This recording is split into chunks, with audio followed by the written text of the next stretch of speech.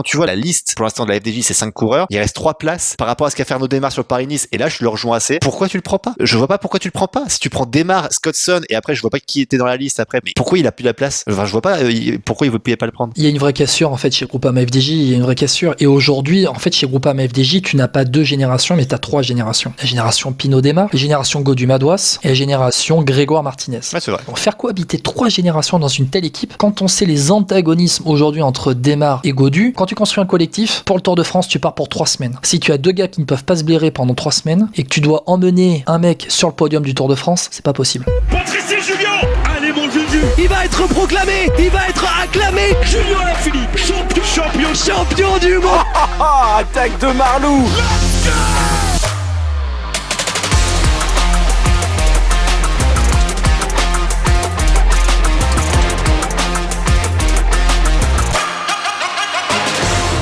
Bonjour à toutes et à tous et bienvenue dans un nouveau vélo podcast. Ça y est, le critérium du Dauphiné est fini. Les premiers enseignements, ou en tout cas les derniers enseignements avant le Tour de France, sont là. On va pouvoir débriefer ce critérium du Dauphiné avec forcément Papa FP. Salut FP. Salut Guillaume, salut à toutes et à tous. Sacré Dauphiné, effectivement. Tu t'es régalé devant le Dauphiné ?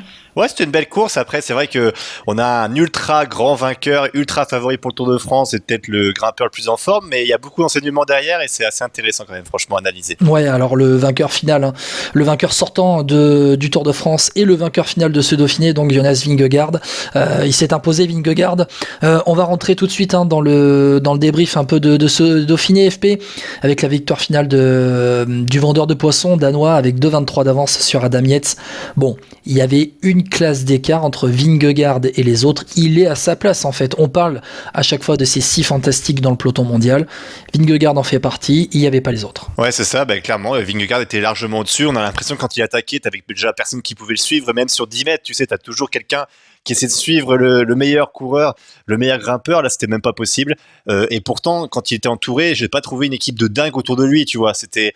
tu vois, il y avait Kruijswijk mais qui abandonne assez vite, t'avais Van Hooijdonk, Laporte, Walter qui était pas dans une grande forme, j'avais l'impression.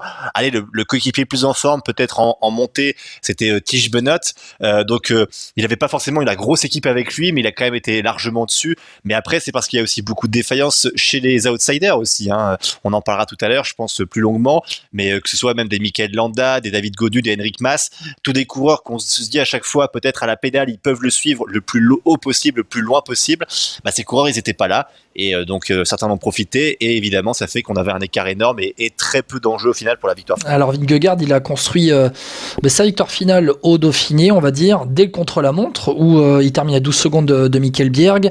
Vingegaard qui est deuxième même devant Rémi Cavagna, un contre-la-montre qui a quand même déjà dessiné pas mal le général. On voit un Ben O'Connor qui termine 5e de ce contre-la-montre d'ailleurs et qui fait podium final 3e de ce Dauphiné. La hiérarchie elle était déjà là. C'est un contre-la-montre qui a fait beaucoup d'écart quand même sur 31 km et il y avait plus de relief qu'on ne le pensait et au final Vingegaard a déjà pris le lead sur cette étape là, même s'il y avait Mikkel Bjerg devant lui. Ensuite Vingegaard l'a emporté en solitaire le lendemain à Salins-les-Bains. Bon, on s'attendait pas à voir Vingegaard prendre les devants, il a eu envie en fait de se mettre à l'abri le plus tôt possible pour être tranquille derrière le week-end. Ouais, puis il a eu raison de le faire parce que c'est toujours pareil, c'est que est-ce que tu donnes confiance à tes adversaires en restant peut-être dans les roues de tes équipiers, en attaquant pas, en laissant faire. Là, il a pris les devants tout simplement, il a montré qu'il était le plus fort et je pense que même le dernier jour, tu t'en rends bien compte, c'est qu'il a dégoûté les autres. T'as l'impression que voilà, il a mis c'est un peu une petite tarte, tu sais, en disant voilà, écoutez les gars, je suis là, vous pourrez rien faire cette semaine, je suis au-dessus de tout le monde et c'est tout quoi. Et puis à la fin, voilà, la dernière étape est remportée par Chicone parce que on va dire qu'il laisse un peu plus de marge à l'échappée à ce moment-là. Puis il faut dire qu'il y a eu une belle échappée aussi, hein. C'était une très belle échappée la dernière étape. Mais voilà, Vingegaard était clairement au-dessus et on avait l'impression que dès que ça montait, de toute façon, il accélérait, c'était fini. Donc franchement, victoire largement méritée pour Vingegaard. Reste à savoir maintenant, en fait, c'est toujours pareil. Est-ce qu'on peut décrire ce Dauphiné comme ça va être le Tour de France dans un mois, enfin dans un peu moins d'un mois maintenant? Ça, je suis pas sûr parce que c'est toujours pareil. À quel moment t'es en forme? Certains avaient peut-être fait des gros stages juste avant. On en parlera tout à l'heure. Mais quand tu vois les coureurs derrière, Adam Yates, Ben O'Connor qu'on retrouve, Jay Hindley qui est aussi en forme, c'est pas des coureurs qui malheureusement, je pense, vont concurrencer le maillot jaune du Dauphiné. Il faut maintenant savoir dans quel état est Tadej Pogačar. J'ai l'impression. C'est un peu ça. Avant de revenir sur Tadej Pogačar, j'aimerais juste qu'on parle finalement un peu de son lieutenant Adam Yates, qui était leader de la UAE sur ce Dauphiné. En fait, on se rend compte qu'il y a un vrai ascendant, et c'est le lien avec Vingegaard, hein. Il y a un vrai ascendant psychologique de la part du Danois qui monte vraiment crescendo, hein, sur cette saison 2023, où il était un peu en retrait sur Paris-Nice, et pour au fur et à mesure que les semaines passent, que les mois passent, que les courses passent, Vingegaard monte vraiment en puissance. Sur notamment l'avant-dernière étape avec l'arrivée à la Croix de Fer, quand Vingegaard attaque, on voit que Adam Yates est dans la roue, mais au final, quand Vingegaard place son accélération, Yates, il tente de suivre Vingegaard, le temps d'une demi-seconde.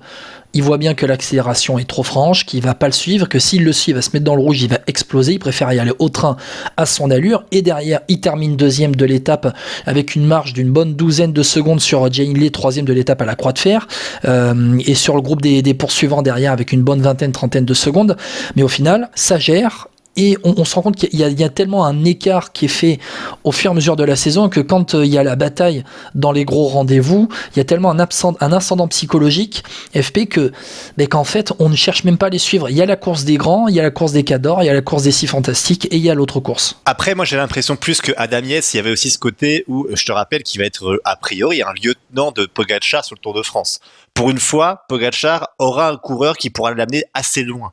Parce qu'on a l'impression aussi que, oui, d'accord, je pense qu'il visait pas la victoire sur ce Dauphiné, quoique peut-être il espérait une défaillance de Vingegaard, on sait jamais. Mais Adam Yates, tu vois quand même, il fait une plutôt belle saison. Sur le Romandie, il était assez en forme, mais il a vraiment, je pense, son rôle de lieutenant en tête, c'est-à-dire il va essayer d'accompagner le plus loin possible. Il voit à peu près la marge qu'il a avec Vingegaard, et je pense que ça lui indique bien un petit peu pour peut-être certains cols du Tour de France à quel endroit il peut, on va dire, accentuer son effort et peut-être lâcher Pogačar, parce que de toute façon, Adam Yates, il n'est pas destiné à faire top 3 sur ce tour, hein, visiblement. Il est vraiment destiné à faire le lieutenant, parce qu'on voit bien que l'an passé, la Jumbo a remporté, en tout cas, le Tour de France grâce à son équipe. Pogačar, enfin, a un lieutenant peut-être digne de son niveau, ou en tout cas, pour l'emmener le plus haut possible. C'est ça qui va être intéressant, je pense. C'est qu'Adam Yates montre aussi que la Team Emirates a enfin un équipier qui va pouvoir amener Pogačar le plus haut possible. Après, Adam Yates, c'est quand même un coureur de classe, d'une grande classe mondiale, hein. Il a été recruté chez UAE pour 3 saisons en provenance de chez Ineos. C'est un vainqueur de course par étape World Tour. C'est un des coureurs les plus réguliers sur les courses par étape World Tour. Il a gagné cette année même le Tour de Romandie. Il fait 3e de l'UAE Tour en gagnant à Jebel Lafitte. Adam Yates est potentiellement quand même au minimum dans le top 10 d'un classement final de Tour de France pour accompagner Pogačar. C'est ce qui lui manquait, Pogačar, hein. Et on l'a vu notamment dans la série Netflix, hein, on le voit et on verra ça plus tard, on en parlera dans Vélo Podcast, vous inquiétez pas. On voit que c'est la force du collectif, que c'est le collectif, et on sait très bien que c'est le collectif Jumbo qui a battu Pogačar. Et Pogačar a voulu s'armer pour justement contrer le collectif Jumbo sur cette saison 2023, en recrutant Adam Yates. Adam Yates, pour le coup, vu ce qui se passe avec Pogačar, on va parler de Pogačar, tu penses que Pogačar sera assez en forme pour les concurrencer Vingegaard sur les 3 semaines, ou alors c'est un leader 1 bis? Je pense que oui, dans tous les cas, il est forcément un bis parce que il est très très fort, tu l'as dit. C'est vrai qu'il a déjà l'expérience des grands tours, il a déjà fait des gros résultats sur les grands tours. Oui, c'est forcément un bis parce que avec la blessure de Pogačar, on sait pas où il en est. Mais au départ du Tour de France, de ce que l'on sait, non, il sera forcément lieutenant. Après, évidemment qu'il a été recruté pour ça. Oui, certainement qu'il fera un bis si Pogačar a une grosse défaillance, mais pour l'instant, pour moi, dans la stratégie UAE, ils y pensent pas. Moi, le problème, c'est que Pogačar, on n'a pas trop de nouvelles, il fait pas de course. Je crois qu'il va être juste sur le championnat national, il me semble, donc de Slovénie à la fin du mois. Ça va être très difficile de juger, quoi. Et puis, Vingegaard, on sait où il en est, Pogačar moins. C'est toujours pareil, hein. On fait beaucoup de théories avant ce Tour de France, on en parlera, je pense, dans le spécial Tour de France, mais moi, pour l'instant, à l'instant T, on peut voir que Vingegaard, seul, il est très fort. Maintenant, reste à savoir avec son équipe. On sait que cette année, il y aura pas Roglič avec lui. Wout van Aert risque de partir aussi en cours de Tour de France pour son 2e enfant. Voilà, il sera moins bien accompagné peut-être que l'année précédente, mais Vingegaard me semble quand même un peu plus fort que l'année dernière, je trouve, en montagne. Après, c'est mon avis. Tu sens vraiment que Vingegaard, il y a eu peut-être un déclic même avec cette victoire sur le Tour de France, mais s'il y avait eu dans les semaines suivant le Tour de France, du côté de Jonas Vingegaard, une sorte de cassure psychologique, il a l'air de s'être bien remis, d'avoir fait un reset pour repartir sur cette saison 2023. Tu parles quand même de l'entourage de Vingegaard sur le Tour de France cette année. Bon, faut quand même rappeler que Roglic, il a arrêté à la mi-course au Tour de France l'année dernière, et que finalement, on va repartir cette saison avec un Wilco Kelderman, avec un Sepkus en haute montagne qui va être hyper important, que Wout van Aert va être là dès les premiers, il va pour sûr être là au début du Tour de France, et il sera très important aussi pour la gestion, notamment sur les étapes au Pays Basque et dans les Pyrénées. T'as Dylan Van Baarle qui est arrivé quand même, l'hiver dernier chez la Jumbo, et Dylan Van Baarle, et c'est quand même un rôle toujours en montagne. Il va avoir une très belle équipe, Jonas Vingegaard, sur le Tour de France. Donc je pense que ça va être vraiment un duel de collectif à collectif, et que je pense, les UAE pensaient peut-être que Pogačar était, et même les coéquipiers de Pogačar, ils pensaient qu'il était imbattable. Ils pensaient qu'il était imbattable. Ils ont vu qu'en fait le cyclisme était un sport d'équipe, et qu'il est vraiment battable. On va voir Rafał Majka qui va être autour de Tadej Pogačar avec Adam Yates. T'imagines Majka et Adam Yates autour de Pogačar, c'est quand même deux super lieutenants. Un Marc Soler qui devrait normalement être un peu plus en forme que l'année dernière. Bon, tout ça avec un Mikkel Bjerg qui est aussi un rôle toujours, qui prouve qu'il est en forme aussi. Non, franchement, ça va être une bataille pour le général, et normalement ça devrait être les deux seuls à se bagarrer pour la victoire finale. Effectivement, j'ai l'impression qu'on fait presque le podcast Tour de France avant le podcast Tour de France. Je suis d'accord avec toi, on le fait même un peu avant. Non, parlons un peu du troisième aussi, parce que j'ai envie de faire un focus sur Ben O'Connor, parce que lui, pour le coup, c'est un peu le retour d'entre les morts, même si voilà, c'est toujours pareil, on sait la qualité du bonhomme, on sait que voilà, il a fait des grosses performances, 4e du Tour il y a 2 ans maintenant. Ben O'Connor, enfin, il est au niveau auquel on attend, quoi. Vraiment, j'ai beaucoup d'espérance sur son futur Tour de France, parce que là, vraiment, on a retrouvé le Ben O'Connor qui me plaît, celui qui est vraiment suit le plus possible, qui n'hésite pas à être proactif. Vraiment, il a mené vraiment bien sa barque avec H2R, et on retrouve enfin H2R Citroën à l'avant. Ça fait du bien, parce que c'est vrai qu'ils ont eu un début de saison très très compliqué, c'est moins qu'on puisse dire. Donc, je suis hyper optimiste, et ça fait du bien de le revoir à l'avant comme ça. Je suis presque un poil déçu, parce que je pense qu'il peut viser la 2e place par rapport à Adam Yates, mais bon, voilà, c'est toujours pareil, c'est la gestion de l'effort.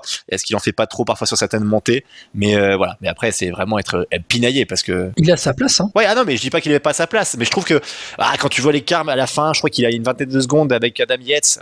Tu te dis, ça serait dommage, parce que je pense qu'il méritait presque sa 2e place au final. Ouais, alors après ça s'est joué sur la montagne, parce qu'au final il fait un très bon contre-la-montre, Ben O'Connor. J'ai dit tout à l'heure, il termine 5e sur le contre-la-montre du Dauphiné.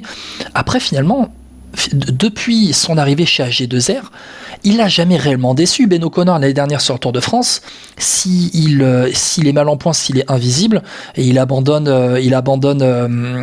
au matin de l'étape vers Megève, la 10e étape, c'est qu'en fait il est pris dans des chutes. Il est malchanceux sur le Tour de France, mais sinon il avait les jambes pour faire au minimum top 10 sur le Tour de France l'année dernière. On rappelle comme sa saison 2022 l'année dernière, où il fait top 10 en Catalogne, en Romandie où il fait 5e, il fait 3e du Dauphiné l'année dernière, il revient cette année refaire 3e du Dauphiné, il fait top 10 du Tour d'Espagne en fin de saison dernière, en se reconcentrant un peu sur la fin de saison dernière, et cette année il fait top 10 au Down Under, 13e allé à Tirreno en étant un peu en retrait, pareil à peu près la même place en Catalogne, et là tu sens qu'au fur et à mesure, ça y est, hop, il reprend, il a des bonnes jambes, il va arriver au top. Sincèrement, Ben O'Connor, ça peut être la belle surprise du prochain Tour de France, et la bataille, à mon avis, la bataille pour la 3e place sur le podium, elle va valoir son pesant d'or, parce que ça va être, il y a pas mal de concurrents. Il y a vraiment pas mal de concurrents. Et tu vois, tu parles de Ben O'Connor, mais allez, si on parle un peu d'un ancien vainqueur de Tour d'Italie, Jay Hindley, pour le coup, lui, je pense pas mal aussi. Mais oui, mais c'est un vainqueur de grand tour, Jay Hindley aussi. Ah, tout à fait, ouais. Puis c'est tout à fait, je suis assez d'accord. Jay Hindley, et il a vraiment été très très bon, et effectivement sur le candidat au podium largement, on peut mettre dedans Hindley, O'Connor. C'est vrai que c'est toute la petite troupe là. On parle des Australiens, Jack Egg. Bon, Jack Egg, c'est après le Giro, lui, il sera pas sur le Tour, mais oui. Mais Jack Egg, oui, c'est vrai, pardon. Excuse, tu fais bien de me corriger, mais la triplette australienne qui fait 5e là du Dauphiné. Après les Ineos, c'est toujours un peu d'interrogation. Alors Egan Bernal, comment il va être? Tu sens petit à petit qu'Egan Bernal, ça revient, quand même, ça revient. Il y aura du Carlos Rodriguez et du Daniel Felipe Martinez qui pourront peut-être viser quelque chose. Non, cette bataille pour la 3e place, franchement, ça va être une belle bataille. Ça va vraiment être une belle bataille. Et même une place pour, tu vois, le top. Moi, je mets top 8 parce que Guillaume Martin, pas pour Guillaume Martin, je voulais dire. Guillaume Martin aussi, très impressionnant, hein, parce que lui aussi, pareil, début de saison très compliqué. C'est marrant parce que ce Dauphiné, j'ai l'impression qu'il y a beaucoup de coureurs qu'on avait un peu oubliés comme ça. On se disait, alors je dis pas sur la pente descendante, mais tu dis, ouais, c'est dommage, cette année, c'est vraiment pas pour eux. Qu'est-ce qu'ils vont faire sur le tour? Et c'est des mecs qui reviennent là au Dauphiné, t'as l'impression qu'ils sont revigorés. Tu les as jamais vus autant en jambes, et Guillaume Martin en fait partie, parce que tu parlais de Jay Hindley, que pareil, j'ai rarement vu autant en jambes par rapport à son Giro il y a quelques années maintenant. Ben O'Connor, pareil, depuis le Tour de France où il a fait 4, il était assez en jambes. Guillaume Martin, je crois que je l'ai jamais vu à ce niveau, hein, parce que vraiment, je trouve qu'il pédale, un coup de pédale aérien, c'est assez hallucinant, hein. Je sais pas ce que t'en penses, mais sur la dernière montée là, c'est la Bastille, hein, je crois. Oui, exactement. Waouh. Enfin, moi, je sais pas si tu as déjà vu comme ça, mais j'ai pas de souvenir, moi. Bon, il est quand même très régulier en fait dans les top 10. World Tour, Guillaume Martin. Oui, je veux dire pas forcément par rapport à la place, mais par rapport à comment il se comporte, tu vois, comment il est sur son vélo. Tu vois, c'est une montée intelligente d'ailleurs. C'est une montée intelligente parce qu'au début, il est un peu largué, et puis au fur et à mesure, petit à petit, il remonte, il se place, il termine 5e de l'étape à la Bastille. Je suis d'accord avec toi. C'est vraiment un très très bon Guillaume Martin. Bon, de toute façon. Voilà, on va pas faire de la lèche, mais on aime beaucoup cette équipe Cofidis et cette identité de course à la Cofidis depuis que Cédric Vasseur est arrivé. Ouais, Guillaume Martin, franchement, ça peut être une des belles surprises sur ce Tour de France. Mais allez, Guillaume Martin, toi, tu penses que ça va être entre la 5e et la 10e place sur le Tour de France? Ah oui, je pense qu'au-dessus, c'est un peu trop haut pour lui, mais 5e, 10e, oui, c'est régulier. Après, c'est toujours pareil, Guillaume Martin a l'avantage aussi de pouvoir prendre les échappées si jamais il devait perdre beaucoup de temps un jour sur le Tour de France. Mais vu ce qu'il a montré sur le Dauphiné, s'il est avec cette forme-là, évidemment, il y a toujours ce chrono qui va lui faire perdre beaucoup de temps. Mais entre la 12e et la 5e place, j'ai envie de te dire. Tu vois, 5e, c'est beaucoup d'abandon, ou si des faits de course font que, parce que je pense qu'il y a quand même des coureurs meilleurs que lui en montagne. Mais voilà, dans top 10, je pourrais presque miser quelque chose, tu vois. Top 10, Guillaume Martin. Top 10 Guillaume Martin, ça pourrait être pas mal.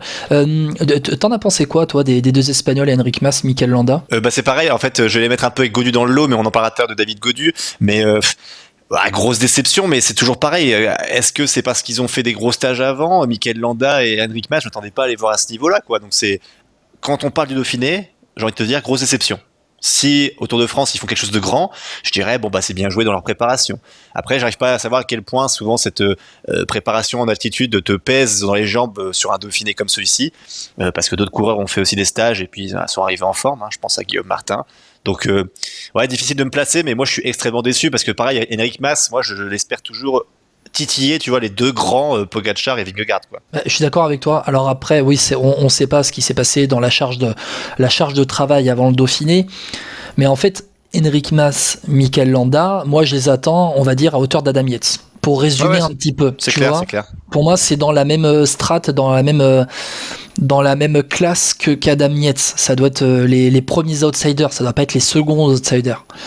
Et en fait, ils se sont retrouvés noyés dans les seconds, voire même les troisièmes outsiders. Enric Mas, classement final du Dauphiné, il termine 17e à 8,40 et Mikel Landa 22e. C'est loin, hein. À plus de 12 minutes, hein. Même 13 quasiment. Bon, voilà. On sait pas ce que...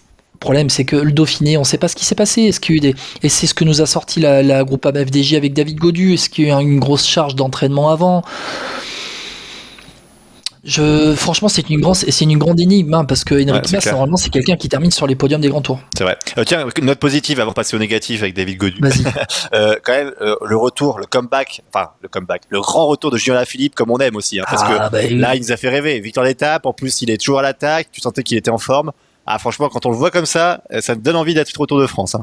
Ouais, et puis, Julien Lafilippe, en fait, on a envie de Moi, j'ai vraiment envie de le voir bagarrer avec Pogačar, avec les gros sur les premières étapes avec Vingegaard. J'ai vraiment envie qu'il se bagarre avec eux sur la moyenne montagne, sur les ascensions punchy du Pays Basque dès le début. J'ai vraiment envie qu'il soit là. Bon, il fait 10e du général final du Dauphiné. Je pense pas que le top 10 ce sera son objectif sur le Tour de France. Mais au-delà de ça, c'est un bon Alaphilippe. C'est vraiment un bon Alaphilippe avec des bonnes jambes qu'on a retrouvées. Il fait victoire d'étape, il fait 2e à Salins-les-Bains en réglant le sprint des poursuivants derrière une trentaine de secondes derrière Vingegaard. Il fait 9e là, top 10 à Cré-Volant, là où c'est Zimmermann qui remporte la victoire d'étape en échappée devant Burgodo et Castroviro. Non, il y a vraiment des bonnes jambes à Alaphilippe. J'ai vraiment hâte d'être sur ses premiers week-ends au Pays Basque et j'ai vraiment envie de le voir à la bagarre avec les meilleurs, enfin d'être à 100%. J'ai vraiment envie de le voir à 100% dans la bagarre avec les grands fantastiques, parce qu'à Alaphilippe on parle des 6 fantastiques et en fait c'est cruel pour Alaphilippe parce que normalement il devrait être dans ces fantastiques là, mais il n'a pas eu l'occasion d'y être pendant que les autres ont eu au final leur avènement dans ce groupe de fantastiques. Il y a eu les blessures, on sait bien ce qui s'est passé. Il y a eu le problème avec la Quick-Step, je pense quand même avec la Patrick Lefebvre, qui est quand même pas facile à gérer humainement, je pense. Moi, ce que j'attends d'Alaphilippe maintenant, c'est victoire d'étape, se faire plaisir, porter une fois le maillot jaune. Et franchement, déjà, le Tour de France sera réussi. Je sais pas ce que t'en penses, mais là, objectif, c'est ça. Et il est dans la bonne voie, là, franchement. Ouais, mais je pense qu'il vise pareil, un peu comme il avait fait. Alors, est-ce que c'était le Tour de France 2021 où il avait remporté la première étape? Oui, c'est ça, il avait remporté la première étape à Landerneau avec cette côte, je crois que c'est la côte de la Fosse-au-Loup. Je vais peut-être dire n'importe quoi, mais je crois que c'est celle-là.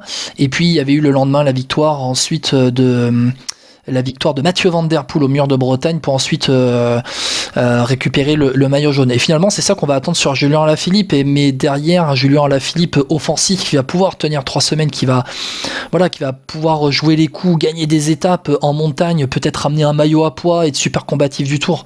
C'est ce genre d'Alaphilippe là. Peut-être qu'il s'est dit, après le Tour de France 2019, tiens, je vais me mettre dans la tête, et tout le monde voulait qu'il joue le général et tout, et peut-être qu'il s'est dit derrière, bon, en fait, mon identité de coureur, c'est jouer des coups, c'est gagner des étapes, c'est porter un maillot jaune sur un début de Tour de France qui va être casse-pattes. La montagne va très vite arriver.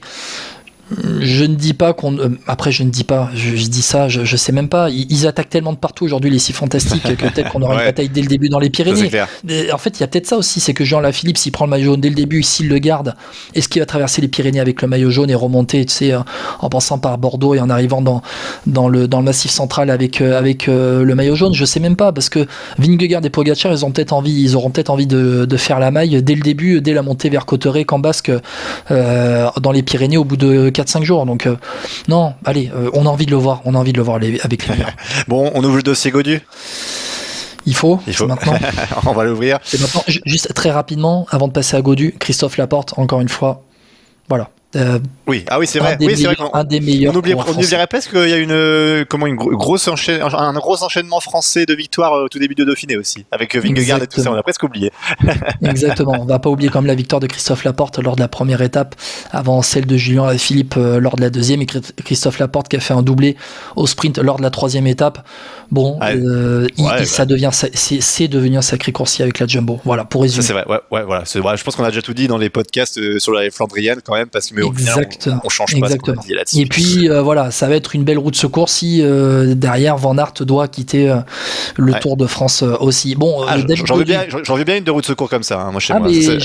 Là c'est une galette de luxe. Là franchement on est tranquille.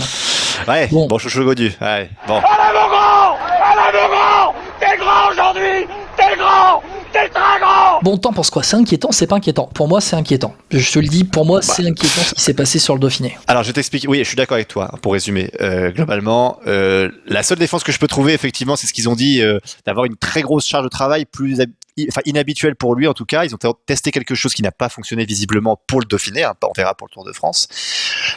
David Gaudu, ce qui me gêne un peu avec ce qui s'est passé, c'est que oui, je peux comprendre qu'il y a une grosse charge de travail, qu'il n'ait pas les jambes pour suivre les meilleurs, mais finir 30e, enfin je sais pas, tu peux ne pas avoir les jambes et finir 20e, un peu comme Michael Landa, comme Enric Mas. Mais là tu finis quand même, je crois, à quasiment 30 minutes, 25 minutes je crois. Donc c'est beaucoup trop pour une simple panne de jambe. Alors après, David Gaudu, on sait que le Dauphiné, il a une histoire compliquée avec. L'an passé, quand il fait 4 au Tour de France, il fait un très mauvais Dauphiné aussi. Peut-être même moins mauvais que celui-là d'ailleurs, mais bon, ça ce serait à voir. Mais en tout cas, oui, l'excuse me semble pas justifier son classement. Et après, le problème de David Gaudu, et ça c'est de sa faute, c'est tout l'extra sportif. Parce qu'après, on va en parler juste après de la sélection du Tour de France de la FDJ. Je dis pas que ça pèse, mais c'est des choses qui dans ta tête doivent tourner quand même un petit peu. Parce que maintenant on apprend que, on en parlera tout à l'heure, que Arnaud Démare n'ira pas sur le Tour de France, qu'il y a eu visiblement des discussions il y a quelques semaines pour savoir qui on emmène sur le Tour ou pas. Ça doit jouer quand même un petit peu. Et voilà, quoi. Et puis quand tu vois peut-être un Lenny Martinez qui a l'écro et qui est plutôt bon, parce qu'il fait 17e Lenny Martinez, 18e pardon, général, mais il fait des sacrées belles étapes. Je pense que David Gaudu a pris un sacré coup au moral aussi sur ce Dauphiné. Bon, il reste chouchou, il reste tout ça, c'est tout ce que tu veux, mais je suis d'accord avec toi, c'est inquiétant. David Gaudu, en fait, moi, ce qui m'inquiète, c'est pas seulement le Dauphiné, c'est ce qui se passe depuis les Ardennaises. Oui, il y a eu les allergies, il y a eu tout ça, il n'a pas pu... en fait, il y a eu un enchaînement, en fait, c'est un cercle vicieux dans lequel ça a été. T'as les cercles vertueux et t'as les cercles vicieux. Les cercles vertueux, c'est David Gaudu l'an dernier, 4e du Tour de France. Alors avant, tu me parlais du Dauphiné de l'année dernière, il termine 17e au final, mais il y a une victoire d'étape sur ce Dauphiné, on rappelle, où il se Van Aert sur la ligne. Et cette année, c'était un cercle vertueux, engagé avec un bon début de saison sur les courses françaises, top 5 Drôme-Ardèche, il fait 2e de Paris-Nice, ensuite il va faire 4e du Tour du Pays Basque. Ça, c'était un cercle vertueux. Premier bloc de saison, cercle vertueux, et puis ensuite, allergie qui arrive sur les Ardennaises, et là, c'est le début du cercle vicieux, finalement, rien n'a tourné pour lui. Il n'a pas couru pendant, 1 mois et demi, 2 mois, entre Liège-Bastogne-Liège et le Dauphiné. Et là, sur le Dauphiné, franchement, même avec un gros bloc de travail, terminer 30e, c'est bizarre, c'est-à-dire qu'à aucun moment, il était en capacité de tenir la roue, on va dire, des outsiders. Ouais, c'est ça. Alors que David Gaudu est censé maintenant tenir la roue des grands leaders. Et c'est plus ça qui m'inquiète. C'est vraiment plus ça qui m'inquiète. Que David Gaudu termine derrière Kevin Genietz au général final, termine derrière Attila Valter Tischbenot, termine derrière James Shaw, derrière Landa. Lenny Martinez, surtout. Lenny Martinez, moi je trouve. Ouais, ça aussi, c'est le plus fort, parce que Lenny Martinez, c'est sa première grosse course World Tour, on va dire. Enfin, grosse course, je parle en termes de temps, une semaine, avec les meilleurs coureurs, en tout cas, grimpeurs. Il y avait le Tour de Catalogne. Il y a eu le Tour de Catalogne où il fait la 6e à Loporte, la 6e place à Loporte. Mais Lenny Martinez, en fait, lui, il arrive dans un bloc de course où il est frais, quoi. Alors, frais, oui, ça c'est clair. D'ailleurs, il remporte le Ventoux, on dira un mot tout à l'heure, il remporte le Mont Ventoux Challenge, mais oui, d'accord, mais moi je trouve que vraiment Gaudu, ce qui est marrant, c'est que t'as l'impression que moralement ça allait pas, et tu savais pas trop pourquoi. C'est ça qui m'a un peu plus gêné aussi, tu vois, dans ses discours d'après course. Je crois d'ailleurs la première fois où il prend un peu une banane, il répond pas à la presse. Enfin, c'est des choses comme ça, tu vois. C'est un sacré caractère, David Gaudu. C'est que ça, oui, hein. au-delà, mais oui, mais alors David Gaudu, c'est quand même un sacré personnage. C'est que on en avait parlé il y a quelques mois dans Vélo Podcast, je m'en souviens. On parlait de, malgré son jeune âge, sa capacité en fait à embarquer tout un collectif derrière lui et à mener des troupes. C'est un patron sur le vélo, David Gaudu. Il a beau être jeune, ça reste un patron dans son équipe, dans sa manière d'être, dans sa manière de parler, dans sa manière de faire. C'est un patron. Quand il donne des ordres, il donne des ordres. C'est peut-être aussi pour ça que ça clash avec l'ancienne génération à la Groupama FDJ. Mais en tout cas, David Gaudu, il sait ce qu'il veut. Il sait ce qu'il veut, il sait comment il veut y aller. Là, peut-être que quand il ne veut pas répondre après sa première claque, c'est parce que c'est l'orgueil qui parle. Ça reste un gamin sur un vélo, David Gaudu. Oui, c'est vrai, c'est clair. Puis il a 26 ans, ça reste un jeune. Bon, c'est plus réellement un jeune coureur aujourd'hui, mais il est passé dans une comment dire. Il est passé dans une catégorie la saison dernière en terminant 4e du Tour de France, qui fait qu'aujourd'hui, il n'a plus le droit de décevoir. C'est vrai. C'est ça le problème. Il n'a plus le droit de décevoir. Et il a fortement déçu le public. Ça, je pense qu'il s'en fout peut-être un peu. Il a déçu son équipe. Et il s'est déçu lui-même. Après, peut-être que l'orgueil va parler derrière sur le Tour de France. Ouais, c'est ce que j'allais dire. On peut espérer maintenant un côté revanchard. Le truc, c'est que David Gaudu, effectivement, il a embarqué tout le monde, mais Moi, je te dis, ce qui me gêne un peu, c'est toutes les histoires à côté. Et je pense qu'on peut maintenant faire parallèle avec ce qui se passe dans les coulisses de la FDJ, parce que on a appris donc que Arnaud Démare ne serait pas sur le Tour de France alors qu'il était prévu à la base. Ce sera Thibaut Pinot qui sera là. On a déjà les 5 coureurs qui ont été sélectionnés pour le Tour de France. Hein. Il restera 3 places. Il y aura Kevin Geniez, évidemment, David Gaudu, Valentin Madouas, Thibaut Pinot et Stéphane Kung. Voilà. Là maintenant, il va avoir Pinot. On sait ce qui s'est passé avec Arnaud Démare. On rappelle, hein, il avait on va dire carrément insulté, hein, on peut le dire, sur un réseau social. Il s'était réglé avec Arnaud Démare. Ils en avaient parlé pour un peu enterrer la hache de guerre. Oui. Arnaud Démare maintenant, il est pas pris sur le Tour de France. Il va partir de l'équipe Groupama FDJ. Aussi, c'est vrai qu'il y a ça aussi. Quand Thibaut Pinot, quand on demande à David Gaudu si il veut Thibaut Pinot sur le Tour de France, il répond, je crois, quelque chose comme j'ai un avis, mais je le garde pour moi. Donc sous-entendu, en fait, on peut extrapoler. C'est très bizarre de dire ça. On peut extrapoler, dire, en fait, j'en veux pas, mais je veux pas le dire pour pas mettre les gens à dos. J'ai l'impression. En fait, moi, je suis pas d'accord avec toi pour ça. Non, mais moi, je suis pas d'accord avec toi parce que je te dis pas que c'est ça. Je te dis que les gens, ce que comprend la majorité des gens quand tu réponds ça, en termes de communication, c'est catastrophique. En fait, c'est que il y a des gens qui communiquent bien mieux que David Gaudu, et je trouve que faire cette communication-là, à ce moment-là, je ne comprends pas. Je ne sais pas en fait pourquoi il fait ça.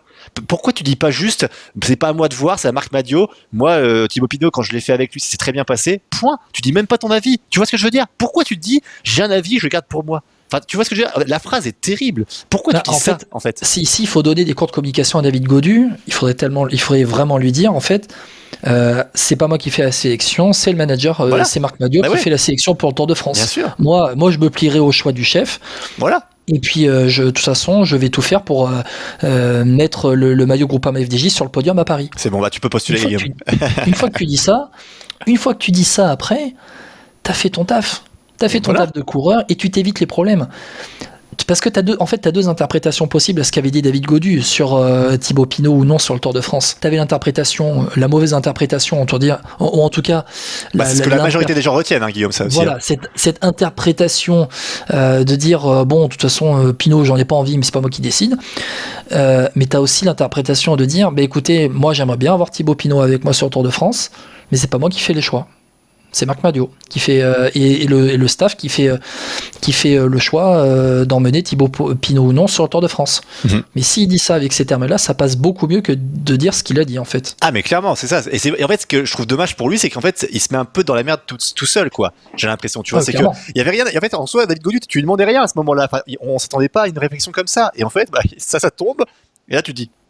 Super David, merci. Pourquoi tu dis ça alors que Pinot, on sait bien que c'est sa dernière année, toute l'histoire qu'il y a autour, les supporters qu'il a, voilà, etc. Avec ce qui s'est passé sur le Tour d'Italie aussi. Exactement.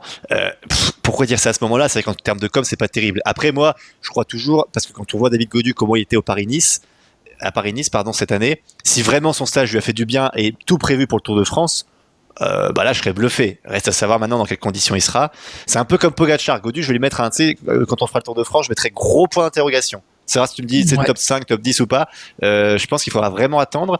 Et effectivement, comme tu l'as dit aussi tout à l'heure très bien, c'est que ça va aller très vite. C'est que là, le premier week-end déjà, faut être en forme. C'est que t'as pas le temps de être tranquille au début, alors ton petit prologue. Tu peux perdre le Tour de France en 5 jours. Bon, alors même pas perdre le Tour, parce que Gaudu, je pense pas qu'il vise la victoire, mais perdre le top 3, ça c'est certain. Ah oui, aujourd'hui, quand David Gaudu prend le départ du Tour de France, c'est pour jouer la victoire finale. Ah non, je suis pas d'accord avec ça. Dans sa tête. Oui, évidemment, comme sportif de haut niveau, il va jouer la victoire finale. Bien évidemment que nous, observateurs du Tour de France, et observateurs du cyclisme, on se dit David Gaudu, les 2 premières places, c'est impossible, et maintenant, il va viser le podium. Ça. Lui, son objectif, c'est le podium. Mais qui dit podium dit à un moment donné que s'il y a craquage ou chute ou abandon ou Covid, parce qu'il va falloir aussi mettre cette donnée-là dans le Tour de France, la victoire finale sera pas loin derrière.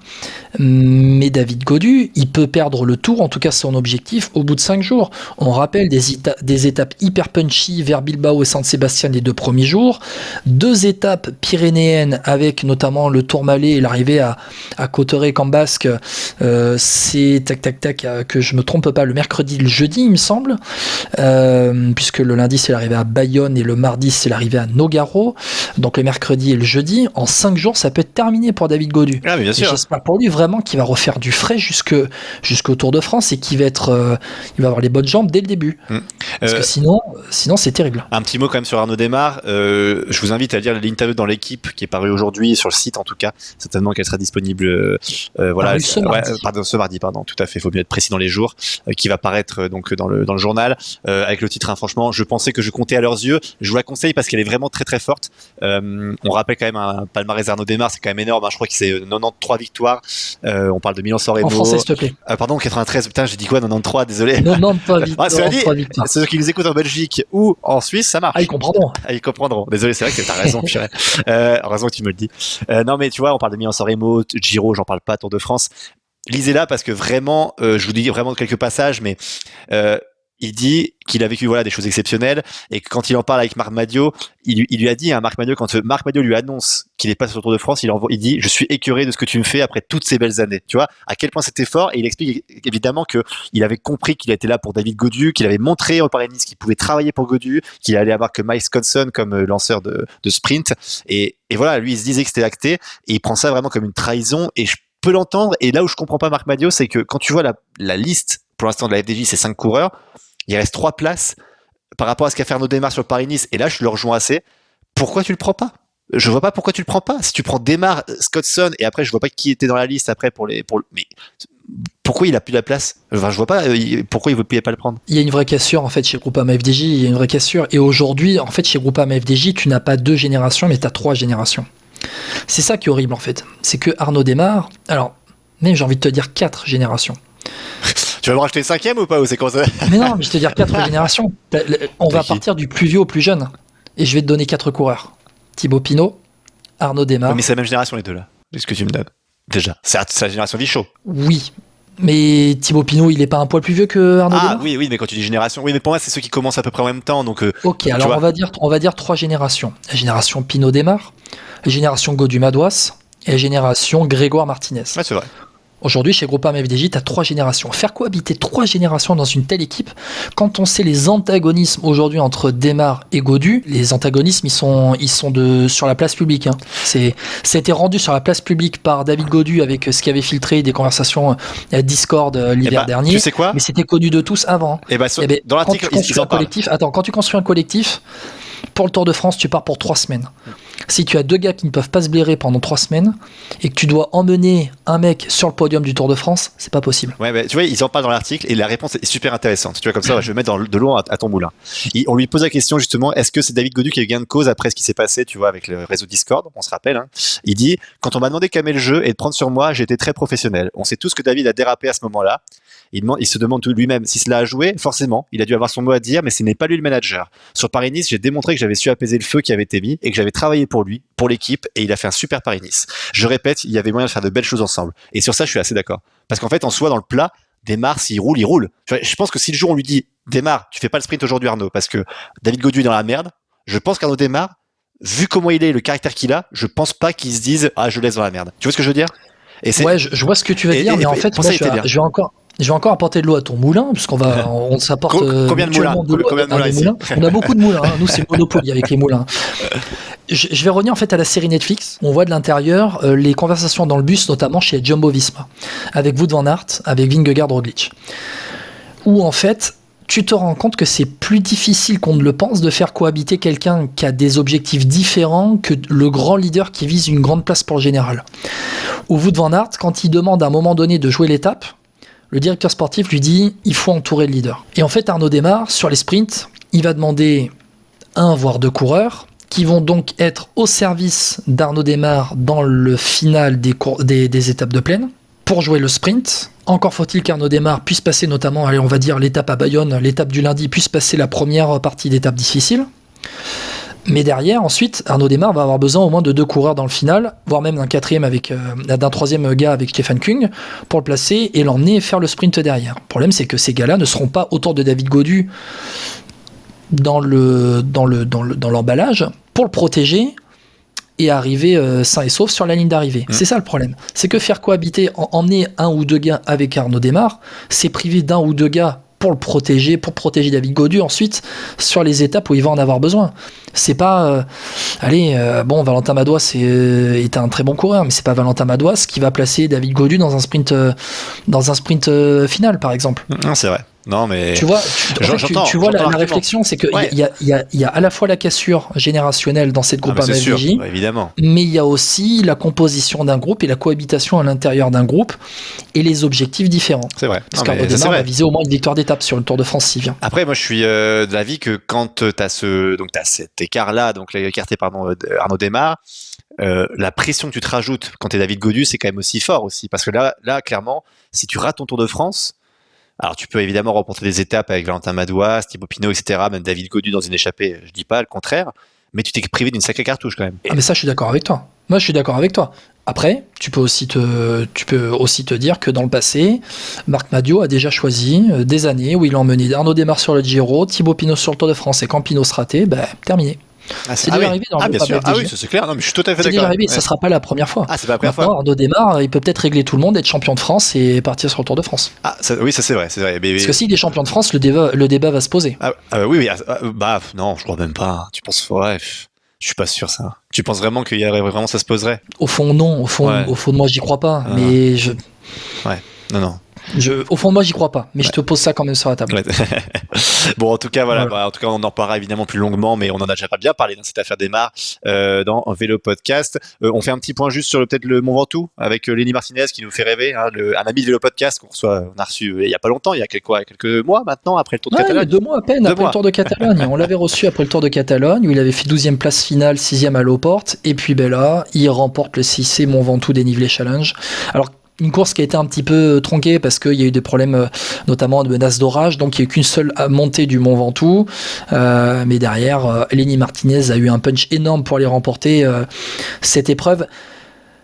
Sincèrement, voir Lenny Martinez comme ça à ce moment-là de la saison, sachant qu'il y a la Vuelta en objectif en fin de saison, il fait 18e du Dauphiné en étant quand même au contact des meilleurs assez longtemps. Il a fait auparavant 4e de la Mercantour Classique. Bon, il est là, il est en forme. Franchement, ça fait vraiment très plaisir de le voir, quoi. Ah, c'est clair. Puis bon, là, c'était bien, c'est on voit l'explosivité qu'il peut avoir, parce que Michael Woods, c'est pas rien non plus, quand il accélère sur les 100 derniers mètres, même 150 derniers mètres. Donc c'était assez intéressant à voir. Et puis de ce qu'il nous montre depuis le début d'année, pour une première année en pro à 19 ans, vivement la Vuelta. Et moi, je pense que ce qu'il faut aussi se dire avec Lenny Martinez, c'est que la Vuelta, tu vois, quand tu vois ses performances, ça peut vite monter. Si sur la Vuelta, il gagne déjà 1 ou 2 étapes, tu vois, pour moi, il faut pas qu'il joue le général. Il faut qu'il joue un peu électron libre. Je suis pas d'accord. Ah non, mais sur la Vuelta cette année en plus, non, je n'y crois pas trop. Enfin, pour moi, il faut qu'il fasse Rodriguez ou Ayuso l'année dernière. Oh non, calme-toi, laisse-le grandir un peu. Un top 10 avec Lenny Martinez sur le Tour d'Espagne, cette année, c'est pas déconnant. Non, alors je t'ai pas dit que. Alors, je vais me réexprimer. Effectivement. Alors, là-dessus, je suis d'accord, dans le sens. Non, mais t'as raison. C'est que je te dis qu'il doit jouer les étapes, mais quand tu joues les étapes sur une Vuelta, tu fais top 10. Si t'es un bon grimpeur. Tu vois ce que je veux dire? C'est que tu vas pas être largué normalement, il sera pas largué au général, mais qui vise un top 5. Il n'aura pas l'occasion de s'échapper s'il est proche au général. Oh, ça dépend. Si tu vois, s'il est 15. Non. Ou peut-être dans les 2-3 derniers jours. Oui, ça, voilà. Mais... Oui, voilà. C'est ça. Un peu comme. Déjà, ça va être encaissé, à mon avis. Lenny Martinez, quand tu le vois rouler à chaque fois sur les courses, il est à chaque fois. C'est sur quelle course? C'est sur le Tour de Romandie à un moment donné où il était au milieu du train des leaders, où il avait fait rouler son équipe alors que je sais plus sur quelle course on l'avait vu. Bon, bref, c'est pas grave.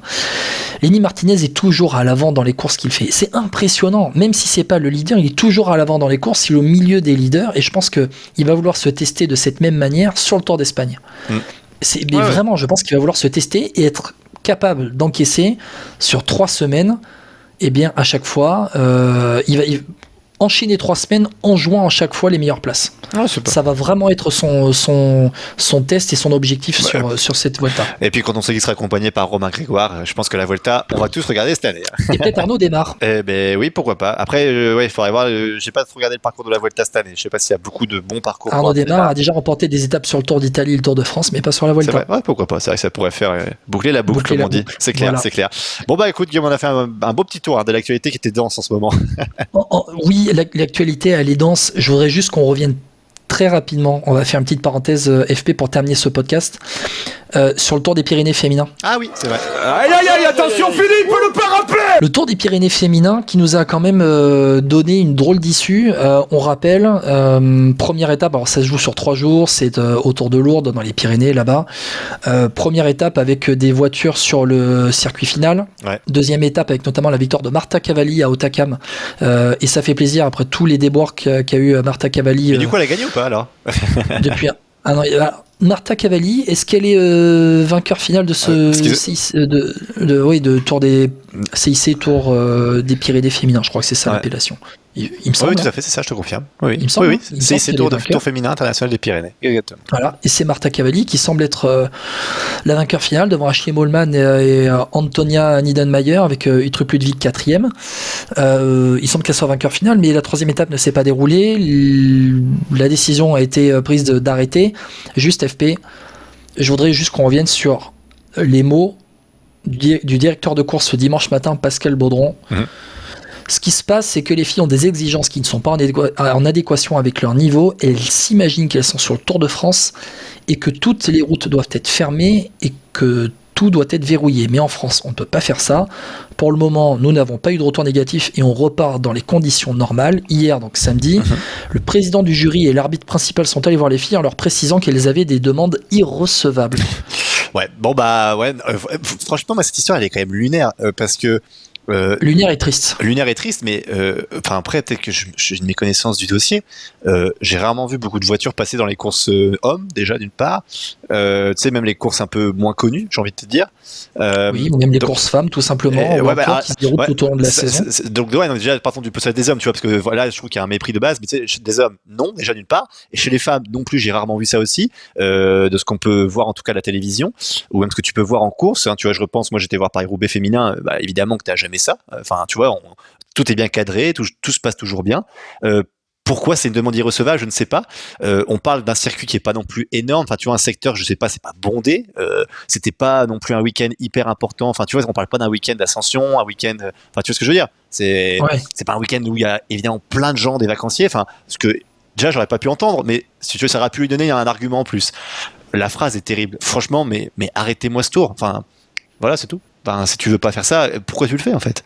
Enfin, qu'est-ce qu'il anime? C'est la passion de quoi qu'il anime en fait quand il dit ça? Enfin, je veux dire, comment il peut oser dire, parce que le cyclisme féminin se développe. Mais pourquoi tu fais ça si tu fous des voitures dedans? Parce qu'il attendait quoi? Qu'une cycliste se fasse écraser pour dire après, ah mais on savait pas, ou toutes les règles avaient été respectées. Enfin, non, mais c'est surtout que il dit, enfin, je pense que cet organisateur est quand même très content de ramener des équipes World Tour, des équipes qui préparent le Tour de France, qui en plus va être dans les coins avec l'arrivée finale à Pau à la fin juillet. En fait, il a tout pour faire une grande course, il a juste à sécuriser son parcours. Il y a des grosses équipes qui sont là, la FDJ Suez qui était au rendez-vous, la AG Insurance Soudal Quickstep, la Canyon SRAM qui était là, t'avais des filles importantes qui étaient là, et en fait, c'est juste que ces filles-là, en fait, si tu veux les ramener, faut quand même que tu assures un minimum derrière.